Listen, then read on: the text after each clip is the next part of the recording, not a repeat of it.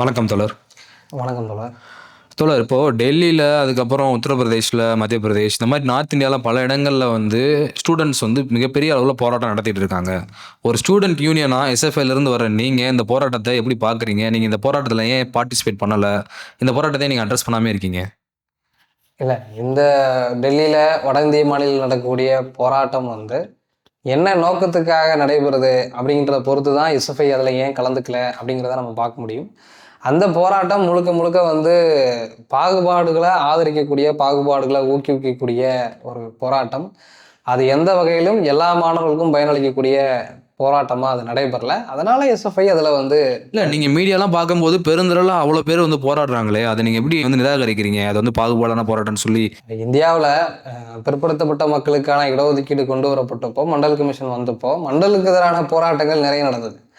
So போராட்டங்கள் நடக்கிறதுக்காகவே நாம அந்த போராட்டங்களை ஆதரிக்கணும் அப்படின்னு எந்த கட்டாயமும் கிடையாது. அந்த வகையில தான் இந்த போராட்டம் அதிகமான மாணவர்களால் முன்னெடுக்கப்பட்டாலும், அந்த போராட்டம் இந்தியாவினுடைய பெரும்பான்மையா கல்வி நிலையங்களில் இருக்கக்கூடிய, ஈவன் கல்வியே கிடைக்காத கிராமப்புற மாணவர்களுடைய, சமூகத்தில் இருக்கக்கூடிய மாணவர்களை பாதிக்கப்படக்கூடிய அம்சங்களை நியாயப்படுத்தக்கூடிய போராட்டமா இருக்குது. நான் அப்படித்தான் செய்வேன், நீ என்னை எந்த வகையிலும் தண்டிக்க கூடாது, நீ எனக்கு அடிமை அப்படின்றத நியாயப்படுத்தக்கூடிய ஒரு போராட்டமா தான் அந்த போராட்டம் நடக்குது. அந்த போராட்டத்துல எந்த விதமான நியாயமும் கிடையாது. ஒரு துளி கூட அதுல இல்ல, இத்தனை மாணவர்கள் வந்து போராடுறாங்க அப்படின்னா, அவங்களுக்கு தெரியாதா அது? ஏன்னா அது வந்து ஆர்கானிக்கா தன்னெழுச்சியா வந்த போராட்டமா தானே இருக்கு. எந்த இதுவுமே அமைப்பும் இல்லையே! அப்படின்றப்போ அவங்களுக்கா தெரியாதா அது? நீங்க எப்படி அவங்க மேல குற்றச்சாட்டு வைக்க முடியுது? இல்ல, அது தன்னெழுச்சியான போராட்டம் சொல்லவே முடியாது. அந்த போராட்டங்களுக்கு பின்னாடி ஒரு பெரிய வலதுசாரி கருத்தியல் இருக்குது. மறைமுகமா வலதுசாரி ஆர்எஸ்எஸ் அமைப்புகள் இருந்து வேலை செய்யக்கூடிய, தூண்டிவிடக்கூடிய வேலைகள் இருக்குது. அந்த போராட்டம் முழுக்க முழுக்க சனாதனத்தை, வர்ணாசிரமத்தை முன்னிறுத்தக்கூடிய, அதை நிலைநிறுத்தக்கூடிய அம்சங்களுக்கான ஒரு போராட்டமா தான் நம்ம அதை பார்க்க முடியும். இல்ல, நீங்க வலதுசாரி கருத்தியல் இருக்குன்னு வேணா சொல்லலாம். ஆனா எந்த அமைப்புமே அதுக்கு பின்னாடி இருக்குன்ற மாரி சொல்ல முடியாது. ஏன்னா, எந்த கட்சியோட பேனரோ, இல்லாட்டி அமைப்போட பேனரோ, ஈவன் ஒரு ஸ்டூடண்ட் யூனியனுடைய பேனரோ அந்த போராட்டங்கள்ல நம்ம பார்க்க முடியல. மீடியா ஃபுல்லாமே அப்படிதான் கவர் பண்றாங்க. நமக்கு வரக்கூடிய தகவல்கள வச்சு தான் நம்ம சொல்ல முடியுது. அப்படிங்கிறப்போ அதுல எப்படி கட்சி பின்னணி இருக்கு? குறிப்பா ஆர்எஸ்எஸ் நீங்க எப்படி காயின் பண்றீங்க இங்க? இல்ல, நான் ஏன் ஆர்எஸ்எஸ் காயின் பண்றேன்னா, ஆர்எஸ்எஸ்னுடைய நிலைப்பாடு இந்த போராட்டத்துல என்ன, இந்த போராட்டத்துக்கான காரணமான யுஜிசி ரெகுலேஷன் குறித்து ஆர்எஸ்எஸ் நிலைப்பாடு என்ன, ஆர்எஸ்எஸ் மாணவர் அமைப்பான ஏவிபியோட நிலைப்பாடு என்ன அப்படிங்கிறதுல இருந்துதான் நம்ம இந்த போராட்டத்தை பார்க்க முடியும். ஆர்எஸ்எஸ் இந்த இந்த யுஜிசி ரெகுலேஷன் எல்லா மாணவர்களுக்குமானதா அப்படின்னா இல்லை. இது ஒரு தரப்பு மாணவர்களை சித்திரவதை செய்யக்கூடிய ரெகுலேஷன் அப்படின்றது அவங்களுடைய பத்திரிகைகளில், அவங்களுடைய அறிக்கைகளில் சொல்லியிருக்கிறாங்க. ஏபிவிபி ஆர்எஸ்எஸ் மாணவர் அமைப்பு அந்த ரெகுலேஷனை அப்போஸ் பண்ணியிருக்கிறாங்க. அந்த ரெகுலேஷனை இடைக்கால தடை விதித்திருக்கக்கூடிய உச்சநீதிமன்றத்தினுடைய உத்தரவை வெல்கம் பண்ணியிருக்கிறாங்க. ஸோ இதன் இன்னொன்று, அந்த போராட்டத்தில் இருக்கக்கூடிய பல லீட் பண்ணக்கூடிய ஆட்கள் ஆர்எஸ்எஸ்னுடைய அமைப்புகள் இருக்கக்கூடிய மாணவர்கள். ஸோ இதெல்லாம் வச்சுதான் நாம சொல்ல முடியுமே தவிர, ஈவன் இந்த மாதிரியான போராட்டங்கள்ல ஏன் நாம ஆர்எஸ்எஸ் காயின் பண்றோம், ஏபிபியை காயின் பண்றோம், ஆனா ஏன் அங்க எந்த ஆர்எஸ்எஸும் இல்லை, ஏபிபியும் வெளிப்படையா இல்லை அப்படின்னா, இந்த ரெகுலேஷன் பெரும்பான்மையா ஒரு கல்வி நிலையத்துக்குள்ள பெரும்பான்மையா இருக்கக்கூடிய பட்டியல், பழங்குடி, ஓபிசி மாணவர்கள் அவங்களுக்கான நியாயமான கோரிக்கைகளை, அவங்களுக்கு நியாயம் வழங்கக்கூடிய விதிமுறைகள், அந்த விதிமுறைகள்ல வெளிப்படையா ஆர்எஸ்எஸ் போய் நின்னா அந்த தரப்பு மாணவர்களுடைய எதிர்ப்பை சம்பாதிக்க வேண்டி வரும். அது நம்மளுடைய இருப்பையே கேள்விக்குள்ளாக்கும். அப்படிங்கிறதுனால ஒரு பெரிய கூட்டத்துக்கு பின்னாடி இருந்து இயக்கக்கூடிய வேலையை ஆர்எஸ்எஸ் செய்யறாங்க. ஈவன் அந்த மாணவர் போராட்டம் எந்த விதமான நியாயத்தையும் கற்பிக்க முடியாது. இல்லைங்க, நான் என்ன கேட்குறேன்னா, அந்த மாணவர்களுடைய போராட்டம் எந்த விதமான நியாயத்தையும் கற்பிக்க முடியாது நீங்க சொல்றப்பவே, அங்க அவங்களோட அடிப்படையான ஒரு முழக்கம் இல்லாட்டி கோரிக்கை, அவங்க போராட்டத்துக்கான டிமாண்ட் என்னவா இருக்குன்னு கேட்டீங்கன்னா, டிஸ்கிரிமினேஷன். அதாவது இந்த லாவே இட் செல்ஃப் டிஸ்கிரிமினேஷனா இருக்கு டைட்டில்லையே. நீங்க பாத்தீங்கன்னா 2012ல இருந்த கேஸ் டிஸ்கிரிமினேஷனுடைய ரெகுலேஷன் கேஸ் டிஸ்கிரிமினேஷன் தான் இருந்துச்சு. அப்படின்றப்ப பிரச்சனை இல்லை. ஆனா இங்க பாத்தீங்கன்னா அங்க டினோட் பண்றாங்க, எஸ்சி, எஸ்டி, ஓபிசின்னு சொல்லி டினோட் பண்ணி சொல்றாங்க.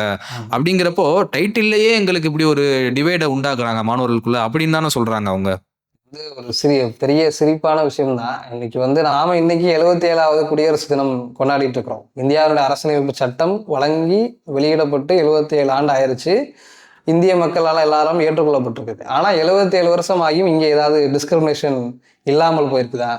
சாதி ரீதியான பாதிப்புகளுக்குள்ள யாரும் உள்ளாகலையா?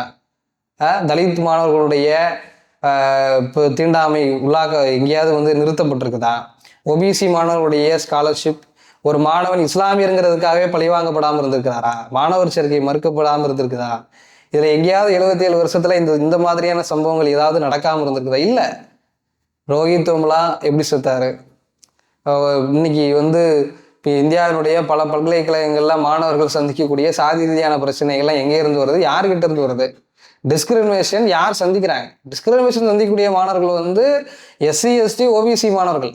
அந்த டிஸ்கிரிமினேஷனை செய்யக்கூடிய இடத்துல இருக்கிறவங்க தான் இன்னைக்கு போராட்டத்தை நடத்தக்கூடிய மாணவர்கள். நாம வந்து உயர் சாதி மாணவர்கள் எல்லாருமே வந்து சாதியவாதிகள்னு நம்ம சொல்லலை. ஆனா சாதியவாதிகள் வர்ணாசிரமத்தை, சனாதனத்தை நிலைநிறுத்தக்கூடிய அந்த பிரச்சாரத்தை முன்னெடுக்கக்கூடிய ஒரு பெரும் கூட்டம் பல்கலைக்கழகங்கள்ல ஆக்கிரமிச்சுக்கிட்டாது. மாணவர்கள் மட்டும் இல்லை, ஈவன் ஃபேக்கல்டிஸ் இருக்கிறாங்க, பேராசிரியர்கள் இருக்கிறாங்க, பல கல்வி நிறுவனங்கள் இருக்குது. நீங்க வந்து ஒரு ஹாஸ்டல், நீங்க வந்து ஒரு பல்கலைக்கழகத்துல சேர்றீங்க, ஹாஸ்டல் விடுதியினுடைய அறை எப்படி ஒதுக்கப்படும்னா, அவங்க யாரு, எந்த சாதி, எந்த ஊர்ல இருந்து வராங்க, அவங்களுடைய சமூக பின்புலம் என்ன, அவங்க என்ன மதம், இதையெல்லாம் அடிப்படையில வச்சுதான் அங்க விடுதி அறை ஒதுக்கப்படும். ஈவன் இதுவே வந்து நீங்க வந்து ஒரு பிளாக்ல, ஒரு ஹாஸ்டலுடைய பிளாக்ல 5 ஃப்ளோர் இருக்குது.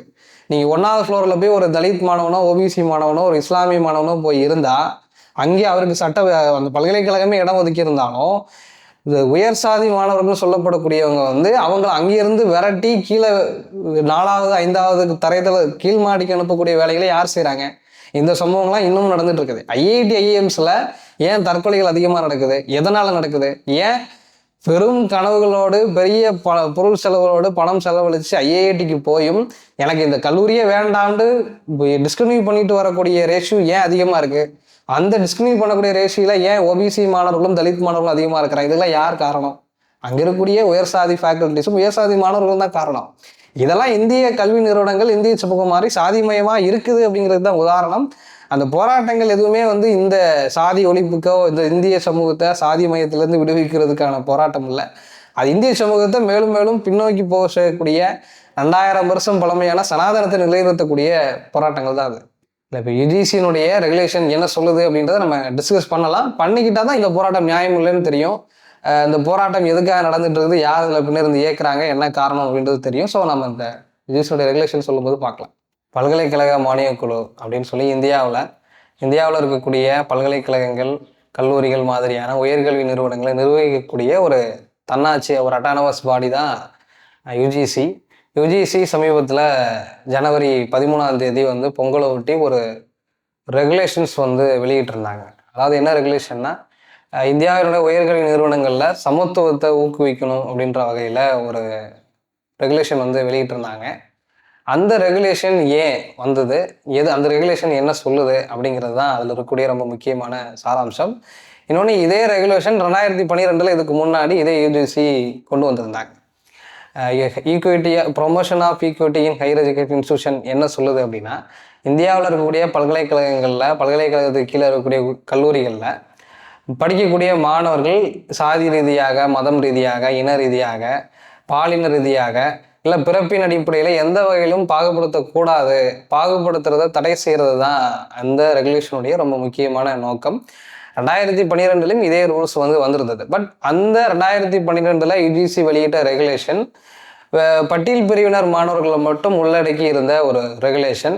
ஆனால் இப்போ 2026 இப்போ யுஜிசி வெளியிட்டிருக்கக்கூடிய இந்த ரெகுலேஷன் பட்டியல் பிரிவு மாணவர்கள், பழங்குடி மாணவர்கள் ப்ளஸ் பிற்படுத்தப்பட்ட மாணவர்கள் சேர்த்துருக்கிறாங்க. ஸோ இதுதான் வந்து இதில் இருக்கக்கூடிய ஒரு 2012க்கும் 2020க்கும் இருக்கக்கூடிய அப்டேஷன். ஈவன் இந்த 2026 ரெகுலேஷன்ல ஓபிசியோட சேர்த்து பொருளாதாரத்தில் நலிவடைந்த பிரிவினரும் இணைச்சிருக்கிறாங்க. அதாவது இடபிள்யூஎஸ், உயர்சாதி ஏழைகள்னு சொல்லக்கூடிய இடபிள்யூஎஸ் பிரிவினரையும் இதில் இணைச்சிருக்கிறாங்க. இந்த ரெகுலேஷனை எதிர்த்து தான் வட இந்திய மாநிலங்களில் மாணவர்கள் போராட்டத்தை நடத்திக்கிட்டு இருக்கிறாங்க. அவங்க போராட்டம் நடத்தக்கூடியதுக்கான ஒரு பெரிய நோக்கம் வந்து இந்த யுஜிசியினுடைய இந்த விதிமுறைகள், இந்த வரையறைகள் நான் ரிசர்வர் கேட்டகரியான ஜென்ரல் ஸ்டூடெண்ட்ஸை வந்து கடுமையாக பாதிக்கும். நாங்கள் வந்து அதிகமாக துன்புறுத்தப்படுவோம், எங்களை வந்து பொய் புகார்களில் சிக்க வைக்கக்கூடிய ஒரு அபாயம் இது ஏற்படுது, உயர் சாதி மாணவர்களுடைய எதிர்காலத்துக்கே பெரிய அச்சுறுத்தல் அப்படின்ற வகையிலான ஒரு பிரச்சாரத்தின் மூலமாக போராட்டத்தை முன்னெடுத்திருக்கிறாங்க. ஆனால் இதில் பேசப்படாத ஒன்று, ஓபிசி உள்ளடக்கி இருக்கிறாங்க, ப்ளஸ் இடபிள்யூஎஸ் உயர்சாதி பொருளாதாரத்தில் நலிவடைந்த மாணவர்களையும் இணைச்சிருக்கிறாங்க. ஸோ இப்போ இதில் போராட்டம் நடத்தக்கூடிய பல உயர்சாதி மாணவர்கள் இன்னைக்கு அதே பல்கலைக்கழகங்களில், கல்லூரிகளில், வட இந்திய மாநிலங்களில் இடபிள்யூஎஸ் பிரிவுகளில் இருக்கக்கூடிய ரிசர்வேஷனில் அதில் அடிப்படையில் இருக்கக்கூடிய பலன்களை பெற்றுட்டு இருக்கிறாங்க. ஸோ இப்படி இருக்கிற சூழலில் நாங்கள் பாதிக்கப்படுறோம், எங்களுக்கு யுஜிசி எந்த வகையிலும் இடம் கொடுக்கல, இந்த ரெகுலேஷன் எங்களுக்கு எதிராக இருக்குன்னு சொல்கிறதே முதல்ல ஒரு முரணான ஒன்றா தான் பார்க்குறோம். இன்னொன்று, இந்த யுஜிசி ரெகுலேஷன் என்ன சொல்லுது? இப்போ பல்கலைக்கழகங்களில், கல்லூரிகளில் சாதி ரீதியாக, மத ரீதியாக, மொழி ரீதியாக, பிறப்பின் அடிப்படையில், பாலின ரீதியில், ஈவன் மாற்றுத்திறனாளிகள் கூட பிறப்பின் அடிப்படையில் இருக்கக்கூடிய டிசபிலிட்டிஸை வச்சு கூட எந்த ஒரு மாணவரையும் துன்புறுத்தக்கூடாது, தீண்டாமைக்கு உள்ளாக்கக்கூடாது, சமூக நோக்கம் செய்யக்கூடாது. இப்படி செய்கிறத தடுக்கிறதுக்கு உண்டான ஒரு ரெகுலேஷன் நார்ம்ஸ். அதை செஞ்சால் அதை செய்கிறதுக்கான புகார் கொடுக்கறதுக்கான வழிமுறைகள், புகாரை விசாரிக்கிறதுக்கான குழுக்கள், அதன் மேலே நடவடிக்கை எடுக்கப்படுறதுக்கான தண்டனை விவரங்கள், இப்படி எல்லாவற்றையும் உள்ளடக்கி promotion of equality higher education institution regulation ரொம்ப இன்க்ளூசிவாக பேசியிருக்கிறாங்க. இதில் ரொம்ப ஆச்சரியமான என்னென்னா 15 வருடமாக ஆட்சியில் இருக்கக்கூடிய பாரதிய ஜனதா கட்சியினுடைய ஆட்சியில் இப்படி ஒரு ரெகுலேஷன் வந்திருக்கிறதே ரொம்ப ஆச்சரியமாக இருக்குது. அது அத்திப்பூ பூக்கிற மாதிரி இப்படி ஒரு ரெகுலேஷன் வந்திருக்குது. ஸோ இந்த ரெகுலேஷன் பல்கலைக்கழகங்களை ஏன் கொண்டு வரணும், அதுதான் இதில் ரொம்ப முக்கியமான ஒரு காரணம். ஏன்னா இது ஏற்கனவே இந்தியாவினுடைய அரசியலமைப்பு சட்டம் ஆர்டிகல் 14, ஆர்டிகல் 15 எல்லாரும் சமம், சட்டத்தின் முன் அனைவரும் சமம், யாரையும் இந்தியாவினுடைய குடிமக்களை சாதி ரீதியாகவோ, மத ரீதியாகவோ, மொழி ரீதியாகவோ, இன ரீதியாகவோ பாகுபடுத்தக்கூடாது, பாகுபடுத்துறத தடை செய்கிறது இந்திய அரசியலமைப்பு சட்டம். அப்படி இருக்கிற சூழலில் தனியாக இதற்கான ரெகுலேஷனை கல்வி நிலையங்களில் ஏன் கொண்டு வரணும் அப்படின்னா, இந்தியாவுடைய கல்வி நிலையங்கள் இந்திய சமூகத்தை போலவே சாதியவாதம் நிறைந்த ஒரு கல்வி வளாகங்களாக இருக்குது. கிட்டத்தட்ட இந்த ஒரு தலைமுறையில் அதிக 100% 100 மடங்கு சாதிய தீண்டாமைகள் மாணவர்கள் அதிகமாக பாதிக்கப்பட்டிருக்கிறாங்க அப்படின்றத பல்வேறு ஆய்வுகள் சொல்கிறாங்க. அதில் ஒரு உதாரணத்தை சொல்ல முடியும். இன்னொன்று, இந்த சட்டம் மாணவர்கள் கோரிக்கையினால வந்தது. யுஜிசியா தானாக பல்கலைக்கழகங்கள் இப்படி ஒரு பிரச்சனை இருக்குது, நாம் அட்ரஸ் பண்ணணும் அப்படின்னு யுஜிசியா தன்னார்வலராக முன் செய்யலை. பல்வேறு மாணவர் அமைப்பு, எஸ்எஃப்ஐ உள்ளிட்ட பல்வேறு மாணவர் அமைப்புகள் போராட்டம் நடத்தி இந்த மாதிரியான ரெகுலேஷன்ஸ் பட்டியல் பழங்குடியின பிற்படுத்தப்பட்ட மாணவர்களுக்கான நீதிக்கான நியாயத்துக்கான குழுக்களுக்கான ஒரு விஷயமா தான் யுஜிசி கொண்டு வந்திருக்கிறாங்க. இதில் ரொம்ப முக்கியமாக குறிப்பிடப்பட வேண்டிய விஷயம் ரோஹித் வெமுலா அப்படின்னு சொல்லக்கூடிய ஒரு ஆய்வுப்பட்ட மாணவர். ரோஹித் வெமுலா ஒரு தலித் ஸ்காலர். அவர் சோஷியாலஜியில் ஹைதராபாத் யூனிவர்சிட்டியில் இருக்கக்கூடிய ஒரு ஸ்காலர். ரொம்ப கொடூரமாக அங்கே இருக்கக்கூடிய வலதுசாரி ஏபிவிபி மாணவர்களாலும் பல்கலைக்கழகத்தில் இருக்கக்கூடிய ஹைதராபாத் பல்கலைக்கழகத்தினுடைய பேராசிரியர்களாலும் கடுமையாக துன்புறுத்தப்பட்ட ஒரு மாணவர். அதனால் அவர் தற்கொலைக்கும் தள்ளப்பட்டார். அந்த சூழலில் தான். ஏன்னா ரோஹித் வெமுலா தன்னுடைய இறுதி கடிதத்தில் சொல்லும்போது என்னுடைய பிறப்பு ஒரு பெரிய விபத்து அப்படின்னா நான் பார்க்குறேன் அப்படின்றத குறிப்பிட்டிருந்தார். ரொம்பவே வலி மிகுந்த ஒரு வார்த்தைகள். அந்த சூழலில் தான் ரோஹித் வெமுலாவினுடைய மரணம் இந்தியாவினுடைய பல்கலைக்கழகங்களில் சாதி குறித்தான சாதிய கொடுமைகளுக்கு எதிரான ஒரு பெரிய போராட்டத்தை தீவிரப்படுத்துச்சு. அதுக்கான ஒரு பெரிய முன் ஏற்பாடையும் கொடுத்துச்சு. அதற்கு பிறகு ரோஹித் வெமுலாவினுடைய தாயாரும் இன்னொரு மருத்துவ மாணவியான தாட்வியினுடைய தாயாரும் இந்தியாவினுடைய நீதிமன்றத்தில் ஒரு வழக்கு தொடுக்கிறாங்க. இது மாதிரியான பல்கலைக்கழகங்களை எங்களுடைய குழந்தைகள் சந்திக்கக்கூடிய சாதி ரீதியான கொடுமைகளுக்கு ஒரு முற்றுப்புள்ளி வைக்கணும், அதுக்கு சட்டம் வழிவகை செய்யணும் அப்படின்ற வகையில் வழக்கு தொடுக்கிறாங்க. அந்த வழக்கின் அடிப்படையில் நீதிமன்றத்தினுடைய டைரக்ஷன் பின்பற்றி தான் பல்கலைக்கழக மானியக் குழு இந்த ப்ரொமோஷன் ஆஃப் ஈக்வாலிட்டி ரெகுலேஷன் வரையறுத்திருக்கிறாங்க. இதுதான் அதனுடைய ரொம்ப முக்கியமான சாராம்சமாக நம்ம பார்க்கலாம். ஸோ இதுதான் இன்னைக்கு இந்தியாவில் ஒரு தரப்பு மாணவர்களை அதுக்கு எதிரான ஒரு நிலையில நிறுத்தி இருக்குது. ஸோ இந்த வகையில் நாம் அதை பார்க்கலாம். இப்போது நீங்கள் சொல்கிறீங்க இதில் இடபிள்யூஎஸ் இருக்குன்னு. ஆனால் நேற்று ஒரு ஆர்டிக்கல் படித்த ஹிந்துவில் அதில் என்ன சொல்கிறாங்கன்னா எஸ்சி, எஸ்டி, ஓபிசி அப்படின்னு தான் குறிப்பிட்டிருக்காங்க. அப்புறம் லேட்டர் அந்த ஆர்டிக்கலில் என்ன குறிப்பிட்றாங்கன்னா ஜெண்டர் அண்டு டிசபிலிட்டிஸ், இதை வச்சு நீங்கள் ஒருத்தவங்களை டிஸ்கிரிமினேஷன் பண்ணிங்கன்னா தான் அவங்க மேலே அது பாயுன்னு சொல்கிறாங்க. ஸோ ஜென்ரல் கேட்டகரியில் இருக்கக்கூடிய ஸ்டூடெண்ட்ஸ், குறிப்பாக உயர் சாதி பிரிவினர் சேர்ந்த ஸ்டூடெண்ட்ஸ் எல்லாம் என்ன சொல்கிறாங்கன்னா, எங்களை அதில் இன்க்ளூட் பண்ணலை, சட்டமாகவே எங்களை எக்ஸ்க்ளூட் பண்ணி இந்த மாதிரி ஒரு டிவைடை கொண்டு வர்றாங்க அப்படின்னு சொல்லிட்டு அவங்க போராட்டம் பண்ணுறாங்க. ஸோ இதில் எப்படி இடபிள்யூஎஸ் இருக்குன்னு நீங்கள் சொல்கிறீங்க, எதை வச்சு சொல்கிறீங்க? இடபிள்யூஎஸ் இருக்குங்கிறது யுஜிசியினுடைய இன்னைக்கு வெளியிட்டிருக்கக்கூடிய அந்த ரெகுலேஷன்லேயே இருக்குது. இடபிள்யூஎஸ் மாணவர்களும் இந்த ஈக்விட்டியா ப்ரொமோஷன் செல்ல பாதிக்கப்பட்டவர்களாக கருதப்படலாம் அப்படின்றது SC ST OBC and EWS அப்படின்றது யுஜிசியினுடைய கெசட் பாஸ் பண்ணியிருக்குது. இல்ல எந்த மீடியாலையும் அதை பத்தி சொல்லலையே. இப்போ ஹிந்து ஆர்டிகல்ல இருந்து அதே மாதிரி எந்த மீடியாலுமே இடபிள்யூஎஸ் இருக்குன்னு சொல்லி நேஷனல் மீடியால இருந்து யாருமே அதை அட்ரஸ் பண்ணல. எப்படி நீங்க சொல்றீங்கன்னு தான் டவுட் ஆச்சு. எந்த மீடியாக்குள்ளேயும் பேசப்படாத ஒன்று அதுதான். இடபிள்யூஎஸ் யுஜிசி வெளியிட்டிருக்கக்கூடிய ரெகுலேஷன் கெசட்ல இருக்குது அப்படின்றது எங்கேயும் விவாதிக்கப்படலை. ஸோ இதுதான் வந்து யார் உண்மையாகவே வந்து அதில் இருக்கக்கூடிய ஒரு ரொம்ப முக்கியமான பிரச்சனை வந்து இதில் நாம் வந்து இடபிள்யூஎஸ்க்குள்ளே பேசுறது உயர்சாதி மாணவர்கள் பிரிவுக்குள்ளே இருக்கிறாங்க. ஆனாலும் இடபிள்யூஎஸ் எங்களை வந்து அந்த பிரிவுகளை சேர்க்கறதுனால மட்டும் எங்களுக்கான நியாயம் நீதி கிடைக்காது அப்படிங்கிறத உயர்சாதி மாணவர்கள் விரும்புகிறாங்க, அவங்க நினைக்கிறாங்க. அதை பின்பற்றியும் அதனுடைய அமைப்புகளும் ஊடகங்களும் இடபிள்யூஎஸ் இருக்குங்கிறத ஒரு மறைச்சு ஒரு பொய் பிரச்சாரத்தை கட்டமைக்கிறாங்க. அது எங்கேயும் பேசப்படலை, அது பேசப்படாத ஒன்று. பட் யுஜிசியினுடைய ரெகுலேஷனில் இதுவரை 2012 நாம் ஏற்கனவே இதே ரெகுலேஷனை யுஜிசி கொண்டு வந்திருந்தாங்க முதல் முறையாக. அந்த UGC regulation schedule caste schedule tribes உள்ளடக்கிறாங்க. அதில் ஓபிசியோ இடபிள்யூஎஸோ இல்லை. ஆனால் இன்னைக்கு வந்திருக்கக்கூடிய 2026 ரெகுலேஷனில் SC ST OBC and EWS. So இதனால் வந்து ஓபிசி இதில் உள்ளடக்கி இருக்கிறது வந்து ப்ரொக்ரெசிவாக பல்வேறு மாணவர் அமைப்புகள் பல மாணவர்கள் கருதுறாங்க. ஆனால் இடபிள்யூஎஸ் வந்து இந்த பட்டியலுக்குள்ளே இருக்கிறதுல பல மாறுபட்ட கருத்துக்கள் இருக்குது. இடபிள்யூஎஸ் எப்படி வந்து இந்த சாதி ரீதியான ஒடுக்குமுறைக்குள்ளே வர முடியும்? இதில் ரொம்ப முக்கியமாக பிரதானமாக இந்த குழுவினுடைய இந்த ரெகுலேஷனுடைய நோக்கமே வந்து சாதி ரீதியான கொடுமைகளுக்கு முற்றுப்புள்ளி வைக்கணும். அப்படி இருக்கக்கூடிய ஒரு குழுவில் பொருளாதாரத்தில் நலிவடைந்த பிரிவினரை எப்படி வைக்க முடியும் அப்படின்றது ஒரு பெரிய வாதம். அதனாலேயே கூட அது வந்து ஒரு பெரிதும் பேசப்படாமல் இருந்திருக்கலாம். ஓகே, இப்போ இதில் வந்து ஓபிசி மாணவர்களையும் சேர்த்துருக்கோம் இல்லையா, இந்த ரெகுலேஷனில் சேர்த்துருக்காங்க இல்லையா? அப்படிங்கிறப்போ ஓபிசி வந்து ஒரு எஸ்சி எஸ்டி ஸ்டூடெண்ட்டை வந்து டிஸ்கிரிமினேட் பண்ணுறாங்க அப்படின்னா அதை எப்படி அட்ரஸ் பண்ணுவாங்க? அட்ரஸ் பண்ண முடியுமா இந்த லா வச்சு? இந்த ரெகுலேஷனில் ஒரு ஓபிசி மாணவர் தலித் மாணவரையோ பழங்குடி மாணவரையோ சாதி ரீதியான தீண்டாமைக்கு உள்ளாக்கியிருந்தா அதுவும் குற்றம்தான். அதுக்கும் தண்டனை செய்யக்கூடிய ப்ரொசீஜர் இந்த சட்ட வரைகளில் இருக்குது. அதனால் ஓபிசி மாணவர்கள் இதில் உள்ளே இருக்கிறதுனால சாதி இந்துக்கள் வந்து தலித்துக்களை ஒடுக்கினா எந்த விதமான கேள்வியும் இருக்காது அப்படின்ற வாதம்லாம் இதில் வாய்ப்பு இல்லை. அவங்க சாதி ரீதியான வன்கொடுமைகள் யார் செய்திருந்தாலும் தவறு, அது மீது நடவடிக்கை எடுக்கப்படுறதுக்கான எல்லா வழிவகைகளும் இந்த ரெகுலேஷனில் இருக்குது. ஓகே, இந்த ரெகுலேஷனில் கேம்பஸ்குள்ளே வர்றதுக்கு முன்னாடியே சில கேம்பஸஸ்லாம் இன்டர்வியூ வச்சு ஸ்டூடெண்ட்ஸை செலக்ட் பண்ணுவாங்க இல்லையா? அந்த மாதிரி ப்ராசஸ்லேயே கூட வந்து நிறைய டிஸ்கிரிமினேஷன் வந்து எஸ்சி எஸ்டி மாணவர்களே ஃபேஸ் பண்ணுறாங்க.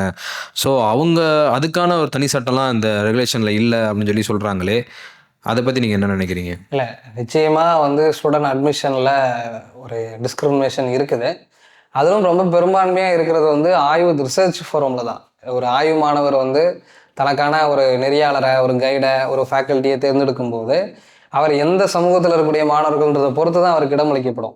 ஸோ இந்த மாதிரியான டிஸ்கிரிமினேஷன் பாகுபாடுகளுக்கு இப்போ இருக்கிற யுஜிசி ரெகுலேஷனும் எந்த விதமான தீர்வையும் சொல்லலை.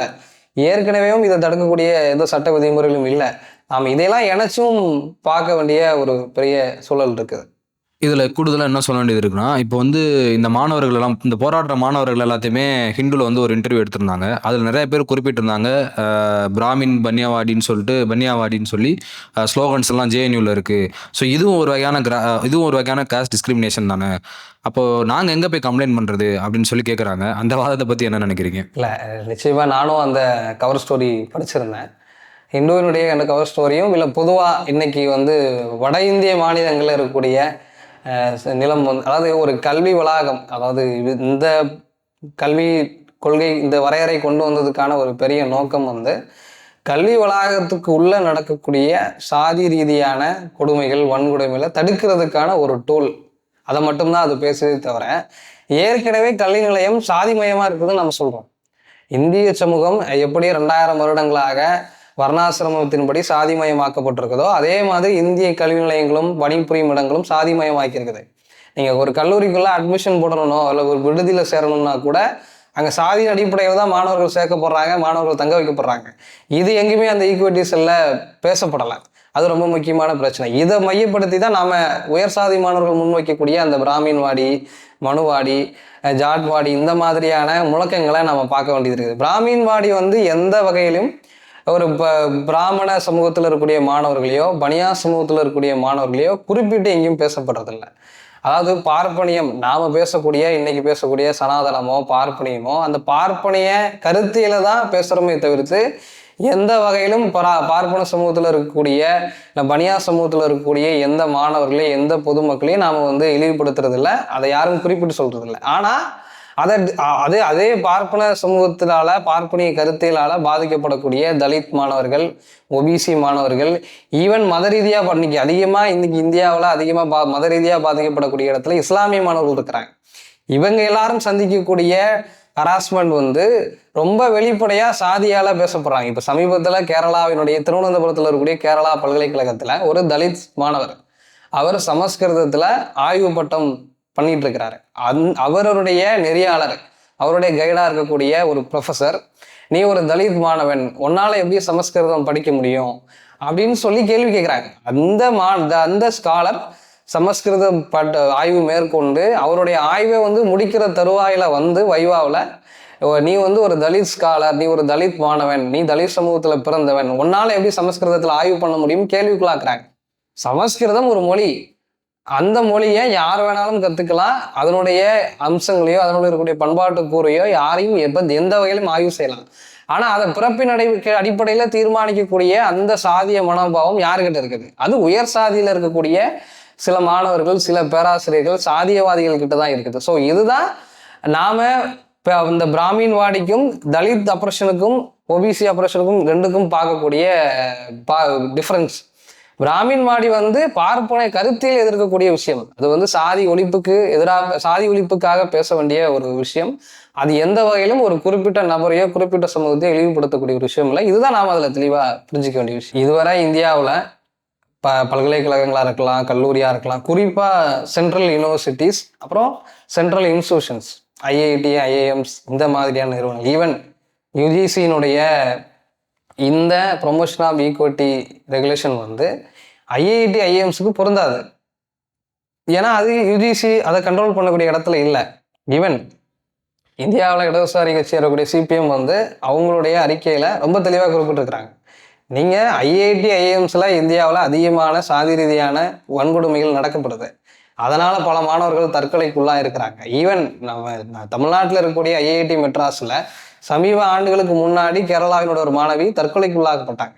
பல்வேறு கொடுமைகளுக்குள்ளாக்க பல மாணவர்கள் ஆக்கப்பட்டிருக்கிறாங்க.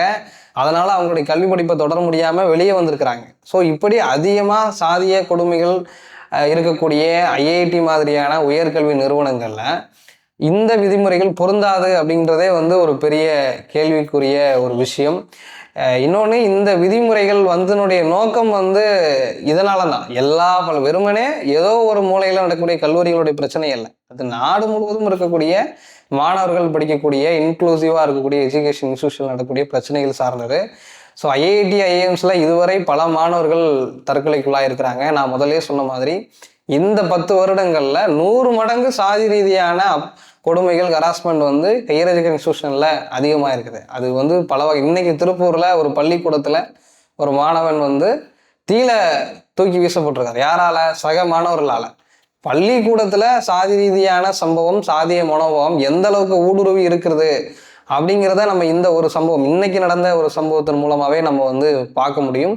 ஸோ இந்த வகையில தான் நாம யுஜிசியுடைய ப்ரொமோஷன் ஆஃப் ஈக்விட்டி இந்த வரைமுறையை நம்ம பார்க்க முடியும். ஸோ இதை வந்து முழுமையாக இம்ப்ளிமெண்ட் பண்ணணும். ஸோ வந்து ரொம்ப தெளிவாக பேசுது அந்த கெசட், யுஜிசியினுடைய கெசட் வந்து நான் சொன்ன மாதிரி ரொம்ப ஆச்சரியமாக இருக்குது. பிஜேபியினுடைய கவர்மெண்ட்ல இப்படி ஒரு ரெகுலேஷன் ஒரு யுஜிசியால் கொடுக்க முடியுமா அப்படின்னா கொடுத்துருக்குறாங்க. அது கொடுத்ததுக்கான சஜஷன்ஸ் பல பொதுவாக சிவில் சொசைட்டி அமைப்புகளிலிருந்து, பல நான் கவர்மெண்ட் ஆர்கனைசேஷன், ஸ்டூடெண்ட் மூவ்மெண்ட்லேருந்து கிடைச்ச சஜஷன் தான். ஆனாலும் அதை எந்த விதமான பாரபட்சமும் இல்லாமல் ரொம்ப எளிமையாக வெளியிட்டிருக்கிறாங்க. யார் யார் பாதிக்கப்பட்டவர்களாக கருதப்படலாம், அவங்க புகார் அளிப்பதற்கான வசதி என்ன, டிரான்ஸ்பரன்சி இருக்குது, அதே சமயத்தில் புகார் அளிக்கவங்களுடைய விவரங்கள் பாதுகாக்கப்படும் சொல்லியிருக்கிறாங்க. ஈவன் 2012 ரெகுலேஷன், ஒருத்தர் சாதி ரீதியான பாதிப்புக்கு உள்ளாகக்கூடிய ஒரு மாணவர் தனக்கு தண்டனையாக எதிர்பார்க்கக்கூடியது வந்து இன்னொரு தனிப்பட்ட நபர்கிட்ட தான், தனிப்பட்ட நபரை தான் தண்டிக்க முடியும். ஏன்னா யார் வந்து சாதி ரீதியான பாதிப்புக்கு உள்ளாக்குறாரோ அவரை மட்டும்தான் தண்டிக்க முடியும் அப்படின்றத 2012 ரெகுலேஷன் சொல்லியிருந்தது. ஆனால் இப்போ இருக்கக்கூடிய 2026 இன்ஸ்டியூஷன் ரெகுலேஷன் வந்து எந்த இன்ஸ்டியூஷன்லையும் இந்த மாதிரியான கொடுமைகளை, இந்த மாதிரியான ஹராஸ்மெண்ட்டை அனுமதிக்க கூடாது அதை அனுமதிக்கிற பட்சத்தில் இல்லை இந்த promotion of equity cells equity சென்டர்ஸை முழுமையாக இம்ப்ளிமெண்ட் பண்ணாத கல்லூரிகள் பல்கலைக்கழகங்கள் பல்கலைக்கழக மானியக்குழு யுஜிசியினுடைய திட்டங்களில் அனுமதிக்கப்படாது. அவங்க கொடுக்கக்கூடிய பட்டங்கள் செல்லாது. அவங்களுக்கு கொடுக்கக்கூடிய யுஜிசியினுடைய எல்லா சலுகைகளும் ரத்து செய்யப்படும், அங்கீகாரம் ரத்து செய்யப்படும். இப்படி பல வகையான தண்டனை விவரங்கள் கொடுக்கப்பட்டிருக்குது. உண்மையாகவே அது வந்து ஒரு நல்ல முன்மாதிரியான ஒரு விஷயம்தான். அதை முழுமையாக எல்லா மாநில அரசாங்கம் சரி மத்திய அரசாங்கம் முழுமையாக இம்ப்ளிமெண்ட் பண்ணணும். அதில் சில போதாமைகள் இருக்குது. பல மாணவர் அமைப்புகள் சொல்லியிருக்கிறாங்க, சில அரசியல் கட்சிகள் சொல்லியிருக்கிறாங்க. அதில் கிரிமினல் ஆக்ஷன், இப்போ சாதி ரீதியான பாதிப்புக்கு உள்ளாக்கக்கூடிய நபர்கள் மீது கிரிமினல் ஆக்ஷன் எடுக்கணும். ஈவன் இந்த ஈக்விட்டி செல்லினுடைய ஹெட்டாக வந்து அந்த பல்கலைக்கழகத்தினுடைய துணைவேந்தர் கல்லூரியுடைய முதல்வர் தலைவராக இருப்பாங்கன்னு இந்த ரெகுலேஷன் சொல்லுது. ஆனால் அப்படி இருக்கக்கூடாது. அப்படி இருக்கக்கூடாதுங்கிறத பல மாணவர் அமைப்புகள் வலியுறுத்தி இருக்கிறாங்க. மாணவர் பிரதிநிதிகள் அந்த சமத்துவ குழுக்களில் இருக்கணும்னு சொல்றாங்க. ஆனால் அந்த மாணவர் பிரதிநிதிகள் தேர்தல் மூலமாக தேர்ந்தெடுக்கப்படணும். எந்த வகையிலும் தகுதியின் அடிப்படையில் மதிப்பெண் அடிப்படையில் தேர்ந்தெடுக்கப்படக்கூடாது. தேர்தல் மூலமாக தேர்ந்தெடுக்கப்படணும். ரொம்ப ஒரு ஜனநாயகமான இயக்கம் செயல்பாடு அந்த அமைப்புக்குள்ள இருக்கணும் அப்படின்றத சொல்லியிருக்கிறாங்க. அதிகமான எஸ்சி எஸ்டி ஓபிசி மாணவர்கள் சொல்லியிருக்கிறாங்க. இப்படியான பல அதில் போதாமையாக இருக்கக்கூடிய இன்அடிக்குவன்சியாக இருக்கக்கூடிய சில விஷயங்களும் யுஜிசி இணைச்சிக்கணும் அப்படிங்கிறத நம்ம வந்து இதன் மூலமாக வலியுறுத்தலாம். ஸோ இந்த ப்ரொமோஷன் ஆஃப் ஹையர் எஜுகேஷன் குழுக்கள் வந்து இந்தியாவில் இனி நடக்கக்கூடிய சாதி ரீதியான இல்லை மத ரீதியாக மாணவர்கள் அதிகமாக துன்புறுத்தப்படக்கூடிய குற்றச்சாட்டுகளில் ஒரு நியாயமான ஒரு டிரான்ஸ்பரன்சியான விசாரணைக்கோ பாதிக்கப்பட்ட மாணவர்களுக்கான ஜஸ்டிஸுக்கோ கிடைக்கிறதுக்கு ஒரு வழிவகை செய்யும். ஆனால் வெறுமனே ரெகுலேஷன் இருக்கிறதுனால மட்டும் இல்லை. ஏன்னா ஏற்கனவே இந்தியாவினுடைய சட்டங்களையும் சரி இந்தியாவினுடைய கல்வி வளாகங்களும் சரி பல்வேறு சட்டங்கள் விதிமுறைகள் வகுக்கப்பட்டிருக்குது. ஆனால் அது எங்கேயுமே வந்து ஒரு அட்மினிஸ்ட்ரேஷன் மிஷினரியாக முழுமையாக அமல்படுத்தப்படலை. அது வந்து ரொம்ப பயாஸ்டாக ஃப்ளெக்சிபிளாக வந்து வளைந்து கொடுக்கப்பட்டிருக்குது. ஸோ இந்த ரெகுலேஷனை ரொம்ப முழுமையாக எந்த விதமான தயவுதாட்சியம் இல்லாமல் அமல்படுத்துறது மூலமாக மட்டும்தான் நாம் கல்லூரி வளாகங்கள் அனைவருக்குமான இன்க்ளூசிவ் எஜுகேஷனை கொடுக்கறதுக்கு உதவ முடியும் அப்படின்றத நான் சொல்லிக்கிறேன். இந்த விதிமுறைகளில் குறிப்பாக வந்து பார்த்திங்கன்னா ஒரு இடத்துல வந்து சொல்கிறாங்க, அந்த உயர்சாதி மாணவர்கள் போராடக்கூடிய உயர்சாதி மாணவர்கள் சொல்கிறாங்க, ஃபால்ஸ் அலிகேஷன்ஸ் இல்லை ஃபால்ஸ் கம்ப்ளைண்ட்ஸ் வந்தால் எங்களை எப்படி பாதுகாத்துக்கிறது, அதில் எந்த ஒரு அதுக்கான எந்த ப்ரொவிஷனுமே இல்லை, எங்களுக்கான ப்ரொடெக்ஷன் இல்லைன்னு சொல்லி சொல்கிறாங்க. இது நீங்கள் எப்படி புரிஞ்சுக்கிறீங்க? இல்லை, இதில் பொய் குற்றச்சாட்டுகள் இல்லை நாங்கள் பாதிக்கப்படக்கூடிய எங்களுக்கு எந்த விதமான ஒரு பாதுகாப்பும் இல்லை அப்படின்னு உயர்சாதி மாணவர்கள் தரப்பில் தொடர்ந்து பேசப்படுது. அதில் பொய் குற்றச்சாட்டுகள் அப்படிங்கிறதுக்கான வாய்ப்பு என்ன ஆதாரம் இருக்குது அப்படின்றது தான் முக்கியமான விஷயம். எந்த இதுவரை நடந்த இது குற்றச்சாட்டுகளையோ வழக்குகளையோ பெரும்பான்மையான வழக்குகள் காம்ப்ரமைஸ் பண்ணப்பட்டிருக்குது. அதிகமான உச்சபட்ச தண்டனை ஒரு மாணவரை டிபார் பண்ணுறது, ஒரு சாதி ரீதியான வன்கொடுமை செயலில் ஈடுபட்டிருக்கிறாரு, டிபார் பண்ணுறது, இந்த மாதிரியான நடவடிக்கைகள் எந்த பெரும்பான்மையான வழக்குகளும் எடுக்கப்படலை. ரொம்ப குறைவாக ரொம்ப சொற்பமாக தான் எடுக்கப்பட்டிருக்குது. அதுவும் இந்த 10 ஆண்டுகளில் அது எந்த விதமான நடவடிக்கைக்கும் உள்ள ஆக்கப்படலை. பல்வேறு தலித் புகார் அளித்த மாணவர்கள் தான் வெளியேற்றப்பட்டிருக்கிறாங்க. நான் சொன்ன கேரளாவினுடைய யூனிவர்சிட்டியினுடைய தலித் ஸ்காலராக இருக்கலாம், டாடா இன்ஸ்டியூஷன் அசோசியேஷன்ஸில் இருக்கக்கூடிய ஸ்காலராக இருக்கலாம், ஈவன் ஜேஎன்யூ மாதிரியான பல்கலைக்கழகங்கள் இருக்கக்கூடிய மாணவர்களாக இருக்கலாம். யார் புகார் கொடுத்தாங்களோ அவங்க தான் பழிவாங்கப்பட்டிருக்காங்களே தவிர புகாருக்கு உள்ளாக்கப்பட்டவங்க எங்கேயும் வந்து இதுவரை தண்டிக்கப்படலை. அது வந்து ஒரு ப்ரொபகண்டாவாக தான் நம்ம பார்க்குறோம். இன்னொன்று ஈவன் உண்மையாகவே அப்படி ஒரு பிரச்சனை வருது, ஒரு ஃபால்ஸ் அலிகேஷன் அவங்க கொடுக்குறாங்கன்னா விசாரணை காலம் இருக்குது. அந்த ஈக்விட்டி சென்டர் வந்து 15 நாள் விசாரிக்கிறாங்க. விசாரித்த பிறகு ஒரு ரிப்போர்ட் இந்த இந்த ஈக்விட்டி செல்லினுடைய தலைவருக்கு கொடுக்குறாங்க. அவர் அதற்கு பிறகு ஒரு வார காலத்துக்கு பிறகுதான் நடவடிக்கை எடுக்க முடியும். அந்த நடவடிக்கையில நான் வந்து பாதிக்கப்படலை, நான் வந்து உண்மையாவே வந்து இந்த குற்றச்செயலில் ஈடுபடலை, சாதி ரீதியான வன்கொடுமைக்கு உள்ளாக்க நான் ஆக்கலை அப்படின்னு சொன்னா அவர் மேல்முறையீடு செய்யறதுக்கான எல்லா வசதிகளும் இந்த ரெகுலேஷன்ல கொடுக்கப்பட்டிருக்குது. ஸோ அதன் மூலமா நம்ம பண்ணிக்க முடியும். இதுவரை நடந்த சம்பவங்களை வச்சு அப்படியான பொய் குற்றச்சாட்டுகள் மூலமா எந்த மாணவரும் பாதிக்கப்பட்டதா எந்த டேட்டாவும் இல்லை, அப்படியான தரவுகளும் இல்லை அப்படிங்கிறத நம்ம உறுதியாக சொல்லலாம். நன்றி தோழர். நன்றி தோழர்.